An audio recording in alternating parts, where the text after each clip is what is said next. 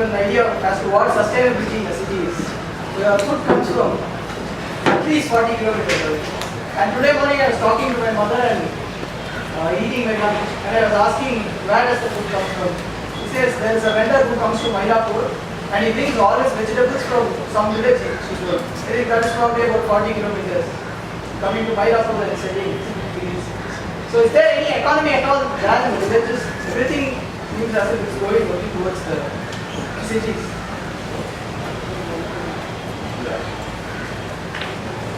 Okay, I have a couple of questions, but firstly I would like to thank you for the time that you have shared with us. The first question is that, so I see that you have a great idea and there's nothing wrong about it, but which is nothing but city life, right? Because you people are staying so far away where it makes sense that you're close to nature, you really see what is happening around it. The focus is always within the boundaries, which is nothing but nature, which is good. But when people are living in the city, they're obviously distracted by all these problems which is happening around them. And despite all these distractions, how do you think a model like this can be, can be brought into a mainstream like the city? And why not? And why not? Because it's unsustainable. First of all, I'm not into promoting anything. I don't want to promote anything. If people have a burning question, if they are discontent with their life, if they feel these are distractions worthwhile pursuing, so be it. Let them pursue it. I'm only talking to people who are discontent with their life. I'm only talking to people who are unhappy with the city. I'm not interested in people who are excited about malls and buying new products and stuff like that. I don't have anything to say to them. Go ahead with your life and explore the environment. If you are interested, seriously, if you are interested, let's engage. What is to say? Okay. The second question is the second question is: this is more of a social awakening, which has come in here, or is it more of a serving to giving back to the community? Is it more of a social awakening that is coming here, or is it more of a giving back to the society?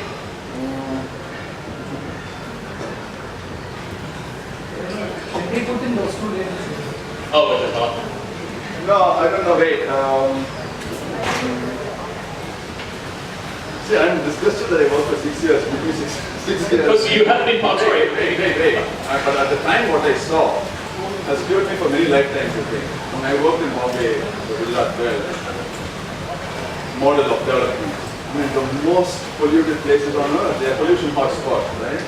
That is the cost of development. We have ravaged nature, right?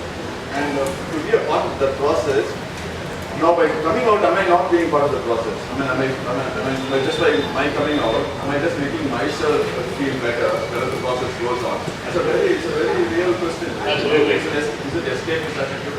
Maybe it is.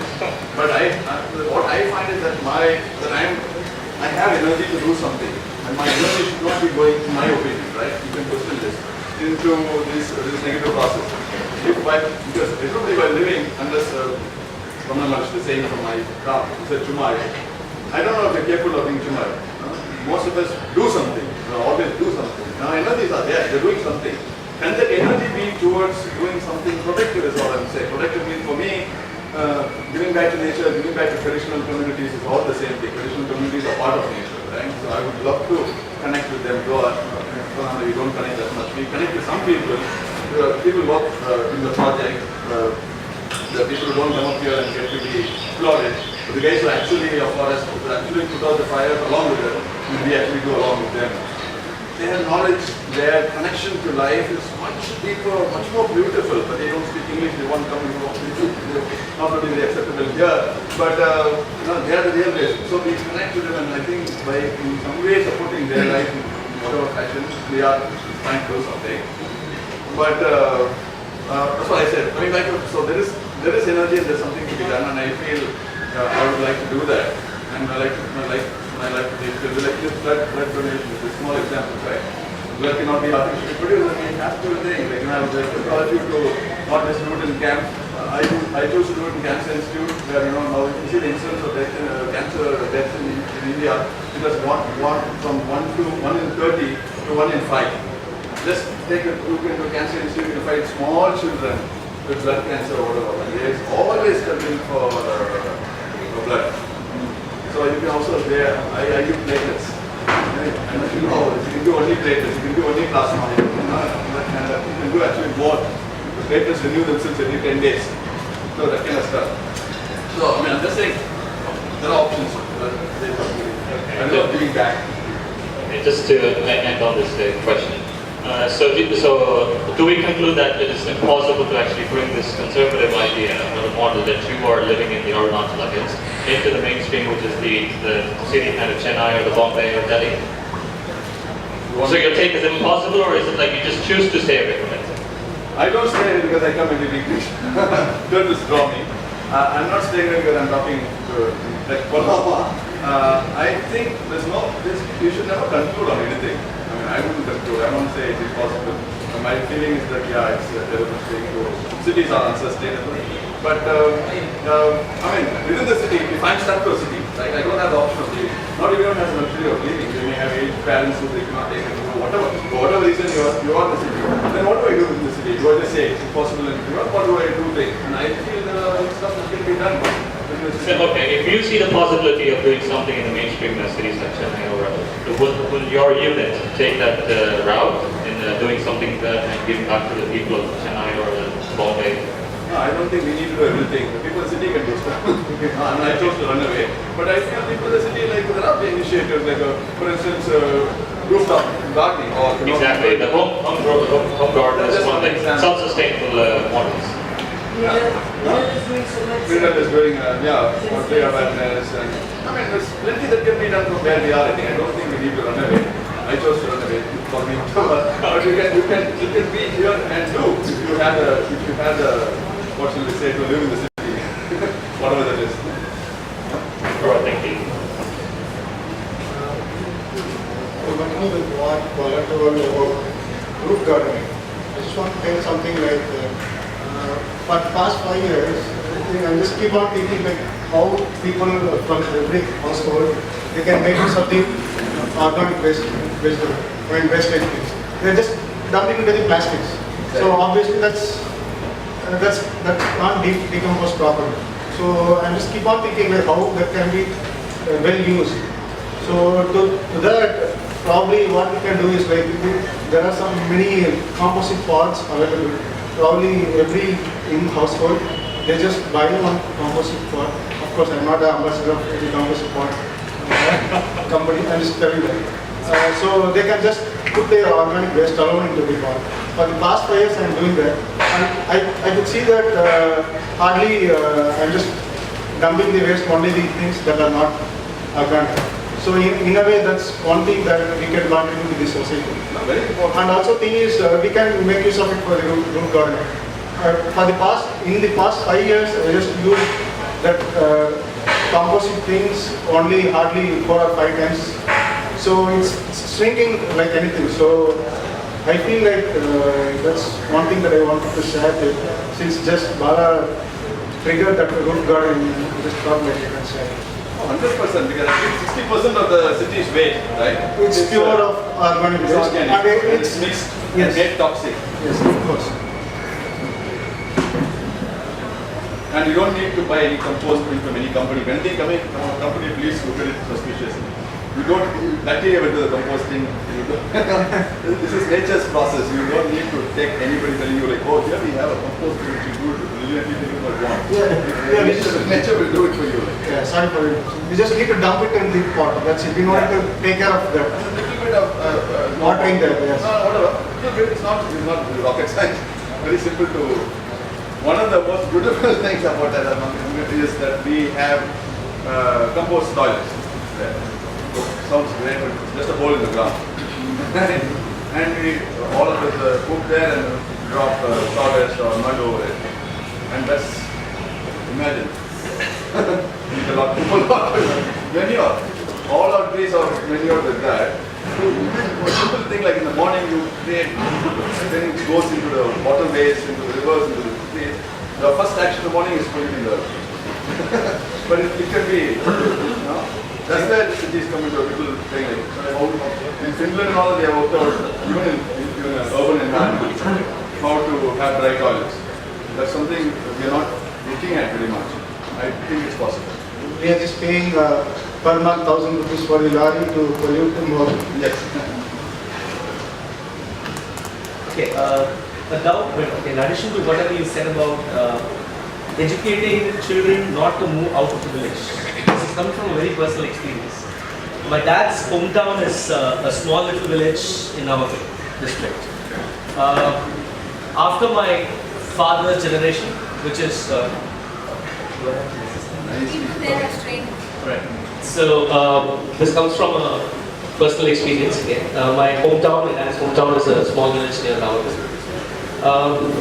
The generation of my fathers is the last generation which is taking care of farming and agriculture there, which is a land of Kaveri. The water is available in less than 2 kilometers. We just need to pump it and treat it from there. Amazingly fertile soil, and no need to take care of it. Literally, I mean, I'm also part of the being the culprit, but I've never been there, so I mean, justification, which is very bad as well. So, what do you think could probably literate, or when they're already literals, that's exactly where they're moving. And I completely agree with you, there's an amazing scope of living financially and economically to develop that region and become it, make it like, you know, a real wealthy living even in that part of the city. In absolute or a different thought process, there's a land in Pollachi which is all my generation, my cousins who are still there in Pollachi are doing amazing farming, you know.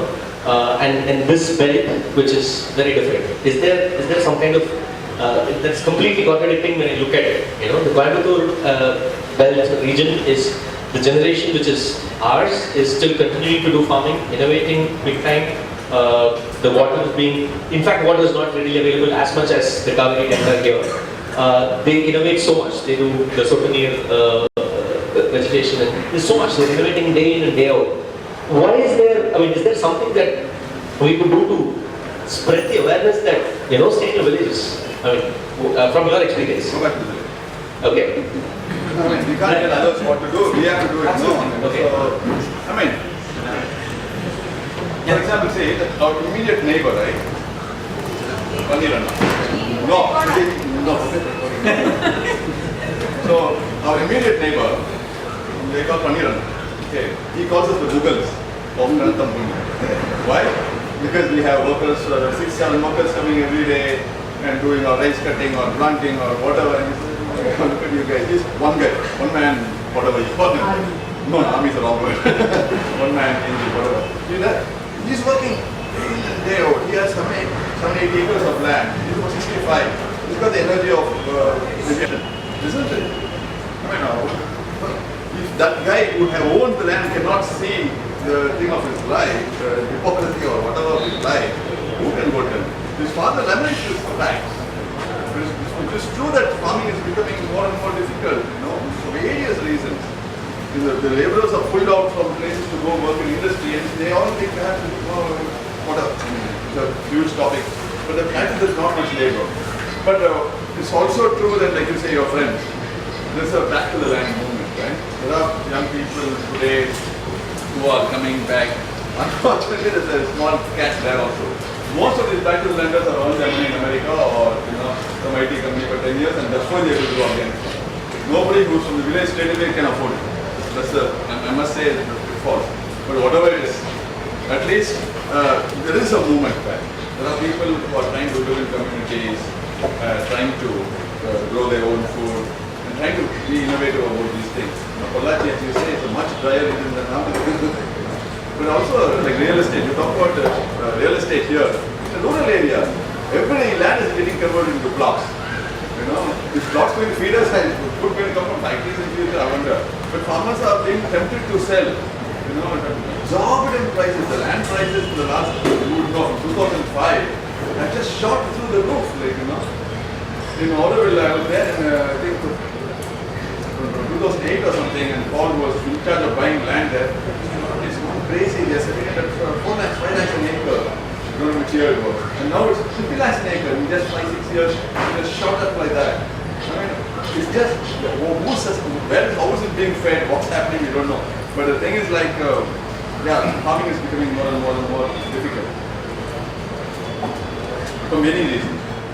Rains, for instance, gone crazy, no? Look at summer, the heat has come already in February end and already monsoons are not predictable or reliable anymore. Various things.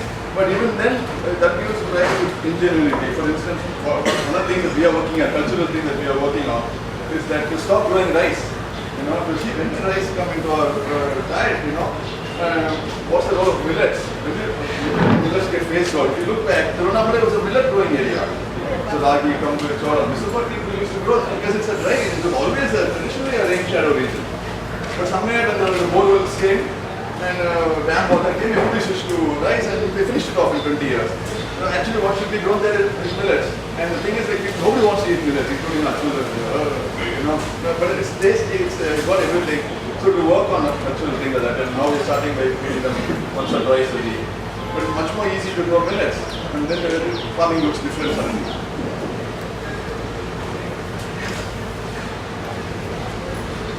I had an interesting ego beating with this organic farming. When I came to Tirunelveli, I was quite excited about organic farming, and I went around speaking to farmers about organic farming without knowing absolutely anything. Like, stuff heard from somewhere else, and I just went and spoke to them. And side by side, I was also keeping track of their accounts and all that. So how much do they spend, how much do they earn, and all that. And I found each farmer, definitely all the farmers had debt, and some of them had 20,000, 30,000, some of them in lakhs. And I calculated how much they earn after the crop of rice. And after 3 months of work, what would remain in their hands is to be 12,000 rupees or 10,000 rupees. In that they have to pay their debt, they have to take care of their needs, day-to-day needs. So all of them prefer to go to the towns to do some food work or something. So I decided, okay, enough of talking, let's think up and think about it more and then get back. It's quite an issue. And last year in the village I was working, there was not even a single crop that was being planted. From having 3 crops a year, they dropped to almost 0. Not even groundnut was grown there. With the lack of rains and the harsh summer. People were thinking in terms of keeping their cows alive and not in terms of how much they were. They were scratching and living. In your farm, how are you sustaining with water? During summer? No, I mean, it's they depend on the well water. Well or water? Normal.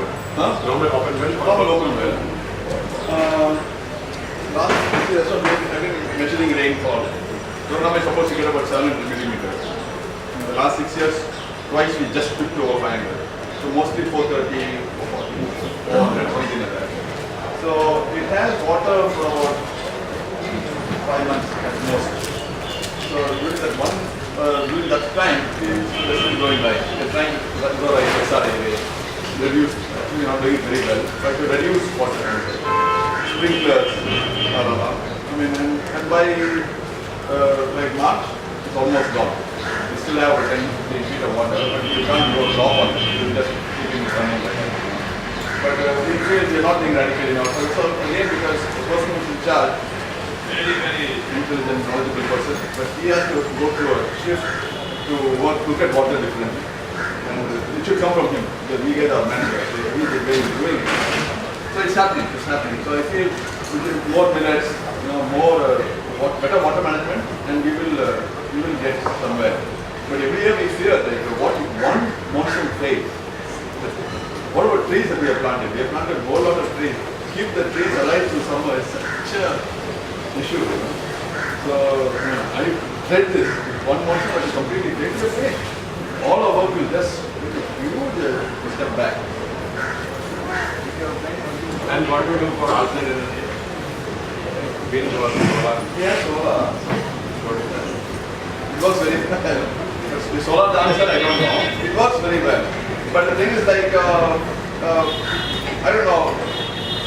See, some people come to our house and say, oh, it's so simple living or whatever. I don't find it good in negative. You don't have a television and all the nonsense. But when did all this become essential in life? Like, oh. So it's very easy to have enough. We use the fan only 4 months in a year. You also get energy saving fan.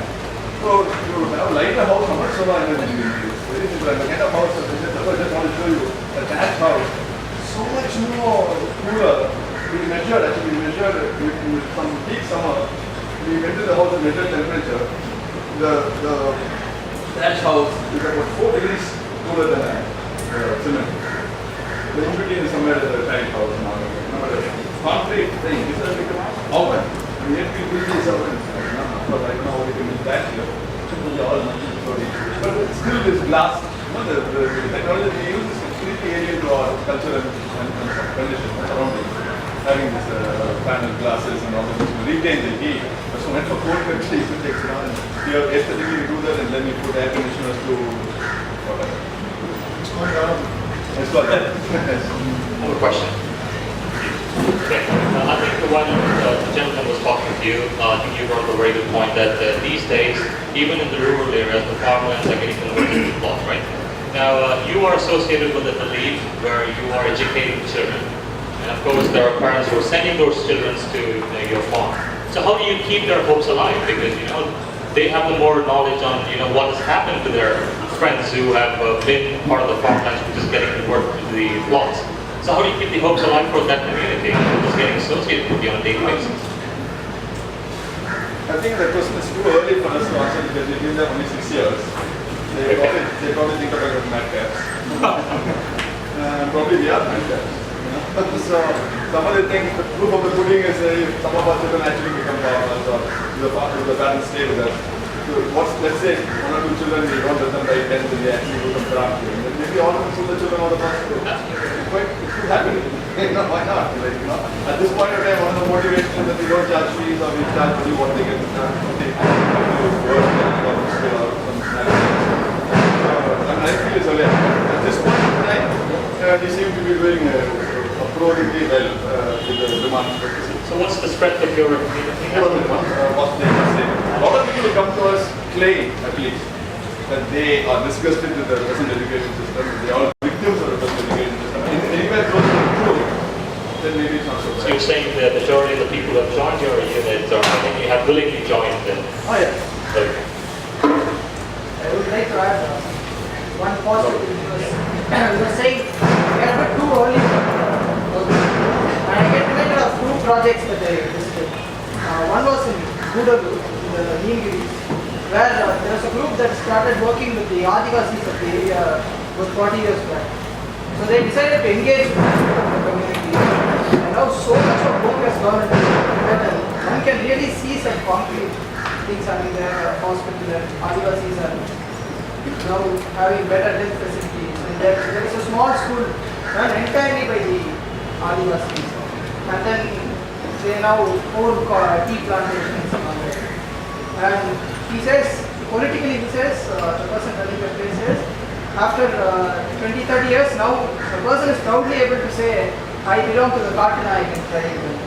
So, as time goes on, one feels there definitely a lot of change happens. Absolutely, as time goes on. And there was another, to add to your point, another place that we are frequently in touch with is a place called Sikling, which is 70 kilometers from Tiruvannamalai. So it's a village which has a lot of tribal people and they engage with them. So after about 10 or 15 years of working really hard and putting the energy, now they have about 100 people in the valley doing organic farming who have shifted completely. So there are positives, it is possible.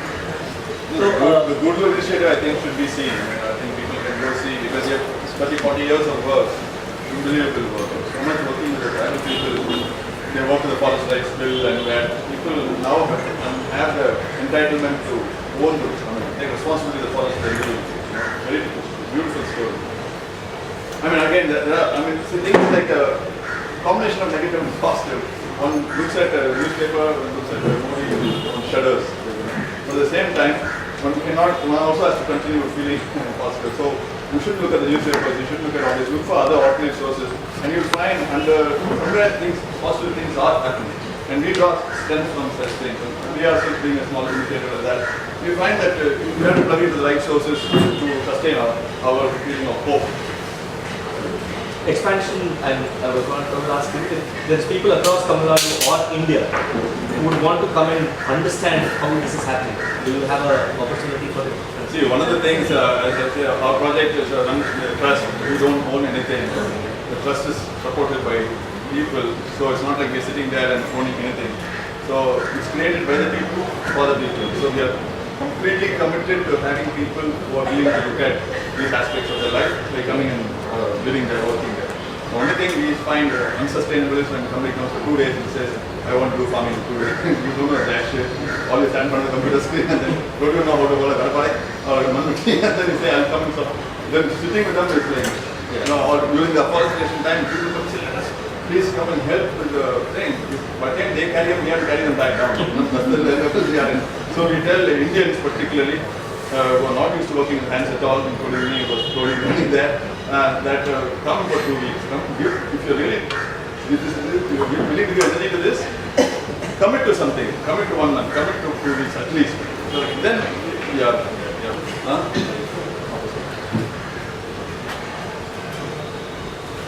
Do you conduct any workshops? Those words. Do we work with people who come there? Yes. Is that workshop? I don't know. Do we have crops growing? Do we have vegetables growing? Yes. Do we welcome people? Yes. My opinion is an organization like this should really think of giving hope to the people living in the mainstream cities like Chennai, because people are so bound to what they are doing today, and they are behind into so many things, and there are so many distractions. I think you people have taken a step forward, and I think you have set a really good examples. But if an organization like yours can actually really get into cities like Chennai and conduct workshops, that is going to be like an eye-opener for many of us. That's my opinion. No. For that I can even provide land within Chennai. Yeah. If you want to conduct any workshop, I can give you that. Where is it? It's in Bombay. There you go. Are you going to say no to this? No, I'm not going to say no to anything. I'm not going to say no to anything. No, I'm just trying to say, that's why you should say no, BTDL. What? No, but BTDL and restore and some of the things that are happening in the city, no? Sorry, I think I missed whatever. No, they're talking about city. The city needs more of this kind of input and workshops, and the initiative should be taken in the city. Yeah. I'm just saying, why don't you talk about stuff that happens to restore and There BTDL? are several groups who are been doing urban gardening, both workshops as well as just gardens, where community people come and participate. Some of our friends are actually doing a gardening in the Cancer Institute, where I don't know how much they produce, but they produce reasonable amount of again vegetables that they donate to the children's ward canteen. And also volunteers go there, so they learn something about urban culture, building up the soil with waste sugarcane bagas and flowers from the Kalyana Mandapam and things like that. And then we've been for the last 2 years having these 2-day weekend get together, call it back to the land conferences, and it's basically a way of connecting with people who want to have a more natural, not searching way of life, for people to get together and engage with the questions that they have. So that's included. Yeah. If you give some land and we start doing that, we we should have to create an initiative. We have the land, you people can come and help us to gather there and learn something from that. That's what I want. It's definitely possible. Okay. We should connect, and this BTDL happens once a year. Right. Twice a year. Next I think July is being planned. So those of you really interested in that, you will connect and see how to take it, how to use your land. There are a lot of people, volunteers who want to try, who don't have access to land. So if you're willing to provide the land, they can come and at least on the weekend or start somewhere and try.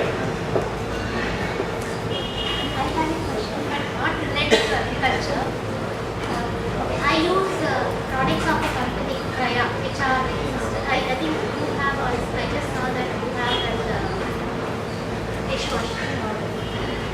One problem that I faced is I ordered extra packets, one for my mother, one for my sister-in-law, and one for myself. When it came to the clothes, I washed them myself, so I'm using it.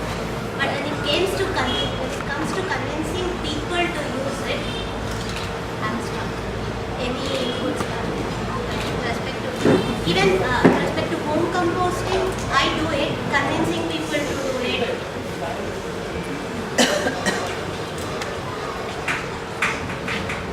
I am not into convincing anyone to doing anything. I think they should come upon it themselves. But I think when we are examples, when we can provide good examples, people who are interested will follow. People who are not interested won't follow. So you can try as much as you can.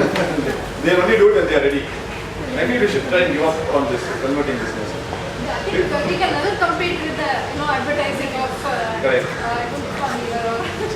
They have been observing this, but still somehow I'm trying to figure out what would be the push for them to adopt.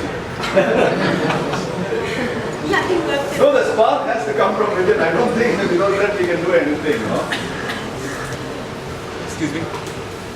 So when you talk about bringing about a change in lifestyle of people, when you talk about bringing about a change in the lifestyle of people, it has to basically start with education. So in today's times, what inputs would you like, means what exactly would you like to change in the current education system? Close the school down. Close all schools down. Send all teachers to some father, I don't know, and drown them in the sea. So serious, I'm serious. Drown our teachers and all these teachers in the sea. Close all schools down, convert them into urban gardening places. Our greatest violence is education. I'm telling you, the children, I mean, going into schools with this stupid uniform and shoes and marching and sitting in classes listening to some absolute nonsense from people who don't know jack shit. I mean, there can be no greater violence in your mind than this education system. I feel that's going to down. I'm serious. So, but the uniform, the cost is 1 lakh, 1.5 lakhs per pre-KG. No, definitely. I mean, the schools, it becomes such a business. And It's a business now. And people are willing to pay. You know, and then the schools claim all kinds of things. I mean, I think they're going mad. There's 100 examples of things going mad. But when you do it to our children, I think that's the greatest violence. These poor things, what are we doing to them? Terrible. Very, very small example to what Arun says, just to add on.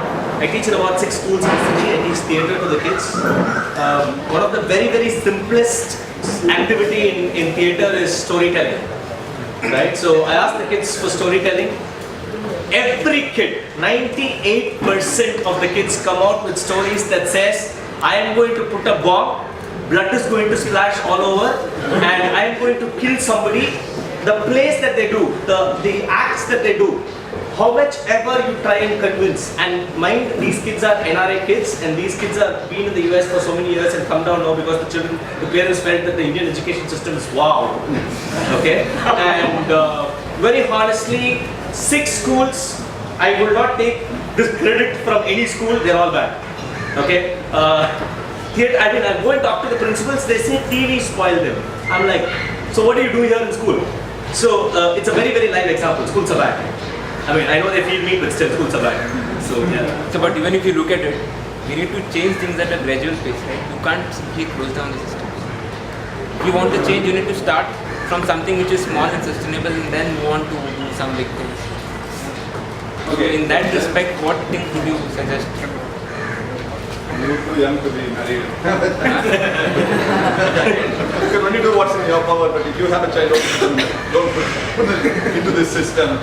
Again, okay, then degrees, if you look at, there are slightly better schools. Little bit more sensitive.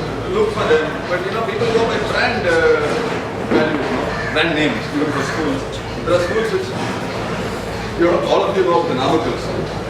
How many students they have in the school? 70,000 children. I studied there. God bless you. Most affected person is me. It's a hell. It's a hell. But tell me, I cannot participate. Yes,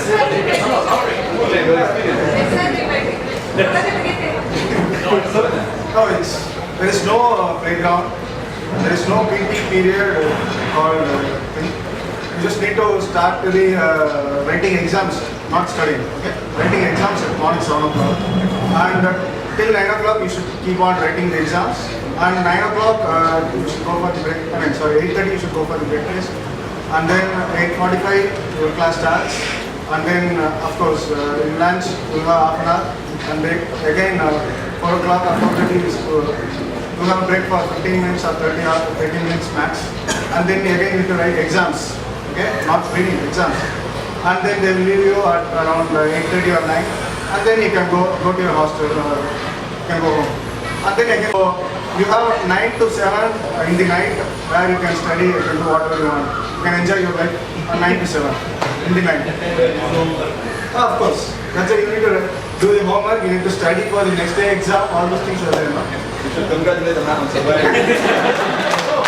The highest suicide rate is in these schools. If you are the highest suicide rate, why not? It's like concentration camp. There are some active, there are some active homeschooling groups. Right. Yeah, homeschooling I think is one small step in the right direction. Provided it is, in my opinion, as somebody who's in the education stage, it's done in groups. Because I often find homeschool children socially challenged because they just grow up with their parents, adult interface, not the children interface, not much play. We don't know how to be children to be children, and we shouldn't be. They need interaction between themselves. So the only times I found it working is when there are some 4 or 5 groups of parents say, let's not send our children to school, let our children learn and play together. Then it works. But all other instances, I feel, another thing I found is that sometimes homeschooling is a little fanatical about it. It's the end all of things, like this is my ultimate statement, I'm homeschooling my child. Which also I feel is a little too extreme. Yeah, I feel, should be explored. But definitely better than sending to these schools. One more example I would like to school in Chhattisgarh, which is in a tribal village. So the village, the year we went, they had their first television. So they are a bit cut out in that sense. And they have never had schools for a long time. So the children just play in the forests all day and learn a few skills from the adults just by watching and observing. And there is no rape in the society, women are safe, and children are free to wander about in the village and sometimes stay for 1 week in another person's place and all that. And it's such a safe and sane society.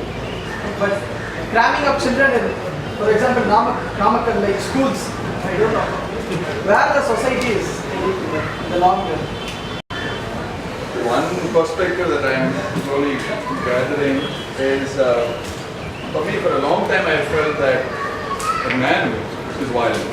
The history of man is violent. Like, we take farm people, we came into conflict with nature. That is evident all the time. For us, like some of us, it may sound a little comical to you, but in the farm for us, some of us are pure vegetarian. Okay, and for us killing something is not okay. But some of us are not. So we have rats and squirrels in conflict with our crops.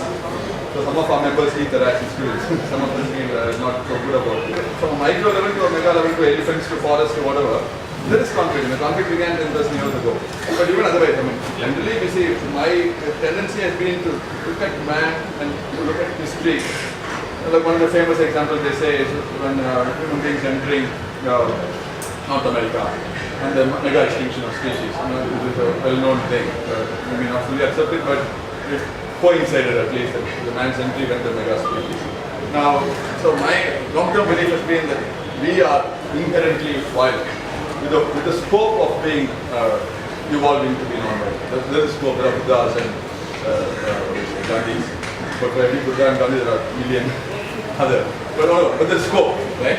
But in the last 2 years of continuous engaging with this, I feel maybe it is not so inherently so.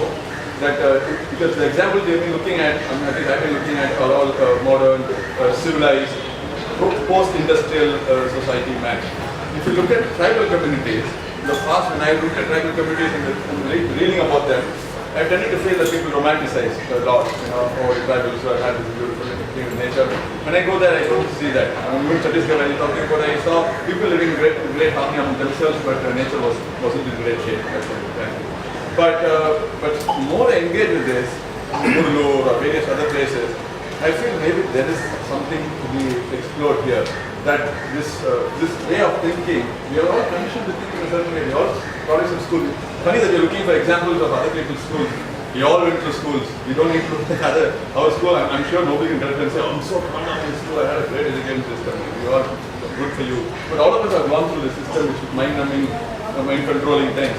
But my new perspective is that definitely traditional societies, hunter-gatherer societies, have a different way of doing these things, and I feel one of the positive things of today's world is we can learn from them.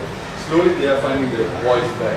Now I think Canada has given autonomy sort of to the Inuits in the North Pole. They have been allowed to govern their whole area by themselves. Interesting things are happening. There's a lot of literature available on this, and so with the Goodwood initiative, they have been given the forest back. One of the things that nature lovers, wildlife was believing is you land to the tribals they destroy. It's not true. They are finding examples of the opposite. So it's quite exciting for me personally to see how these societies have interacted with nature and what we can learn from them. That's my greatest, I would say, I feel the greatest learning to me now comes from that. One. And number two, not depending on our intellect, it's to really play games. All of us, one of the positive things I would say is, please don't talk about that, do it. Don't talk about anything, whatever. Engage with your hands and the body responds differently. We all tend to be products of augmentation. Everything comes from the mind. Everything is in that realm. That's what we have been trained for. To explore other things like theatre itself, music, what do you say, movement, and find the body responding differently. We are very stunted on the daily. So, I think we are running out of time.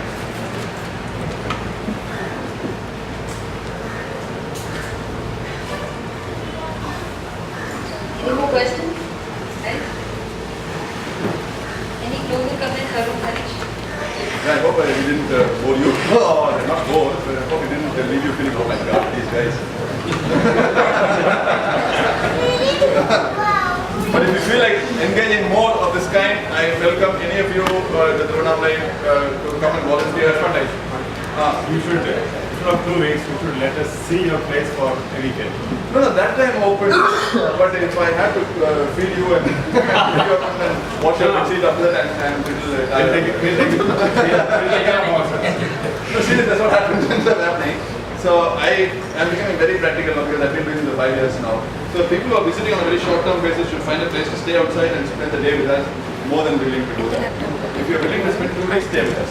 Like there's some 5-6 people. There's one guy from Cyprus living right now. I've learned so much from him. Just 5 days, and he from Morocco. But we had to go from France and one Sam from France. And Indians also. The funny thing is, I'm not a Western learning guy, in fact maybe the opposite, but I find they come with some skills to offer easily, hands-on. Why not? So maybe come and learn something. Okay, thank you.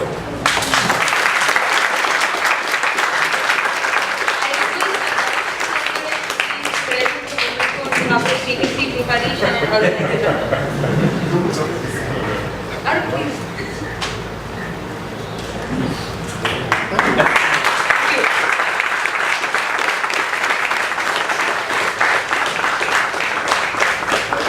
I have one more suggestion there. I would say, I can't stand trekking. I feel everybody connects with nature, and I'm very happy for trekking. It helps you connect with nature. But after that, you should stop. Unless you can find a way of engaging with nature without taking it. If by going to some place, am I adding to the place or am I taking away from the place? I am connected with nature through not trekking but being with nature. I find one good thing is all of you do. I know that you guys take garbage away and all that. Definitely possible. But more than that, and somewhere I feel, I'm not telling you guys, I don't know, but often I find that taking some more steps, man, work against nature. Like I can conquer this mountain or whatever, like in some time, or there's some kind of a pattern of engagement that doesn't include us being part of nature. I feel. I may be completely wrong. But I feel when I see people often trekkers, I find there's a certain brashness, there's a certain maleness, there's a certain way of engaging which I shudder. I'm not saying to you guys here, I'm just saying this has been my past experience. So for me, 15 years back I took a oath that I will not enter in the forest unless the forest benefits from my becoming there. One of the ways is that one of my excuses of going to forest, I love going to forest, is go with children. But also engage very sensitively. One example I'll give you. We used to go to Badikatan Shola with children. And every time we went in, how many saplings and things we used to stamp on and come out and Badikatan Shola, I think it's the most beautiful sacred place on earth for me. And then taking the city children along, so that like, oh my God. And then I realized they don't even know what's beautiful and not. So then I started taking them to Polamaa Shola, which is a much deep-graded shola which you can enter and come back without hurting it. And they don't know the difference. So why do we need to do that? So for me, all I'm trying to say is sensitive engagement. This is Tuma, last throwing. I left my bottle somewhere. I'm trying to figure out where I left it. Can someone help me? It's a blue bottle. Yes, thank you. Thanks. Thanks, sir.